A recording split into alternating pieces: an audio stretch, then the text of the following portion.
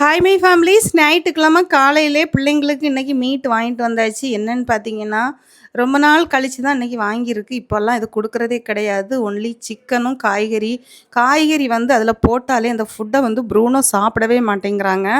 கண்மணி எப்படியாவது சாப்பிட்றாங்க, ஆனால் ப்ரூனோ வந்து சாப்பிடவே மாட்டேங்கிறாங்க. அப்புறம் வந்து பார்த்திங்கன்னா, இன்றைக்கி ரொம்ப நாள் கழித்து சரி பிள்ளைங்களுக்கு ஒரு டைம் வாங்கி கொடுத்துர்லாம் அப்படின்னு சொல்லி தான் இன்றைக்கி வாங்கியிருக்கேன்.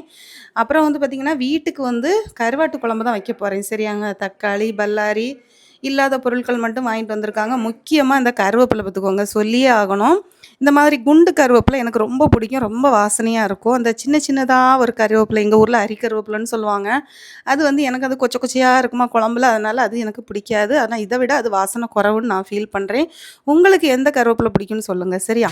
எனக்கு வந்து இந்த குண்டு கருவேப்பிலை ரொம்ப பிடிக்கும். இன்றைக்கி இந்த கருவாட்டு குழம்பு தான் நாங்கள் சாப்பிட போகிறோம். உங்கள் வீட்டில் என்ன ஸ்பெஷல்னு சொல்லிட்டு மறக்காமல் கமெண்ட் பண்ணுங்கள்.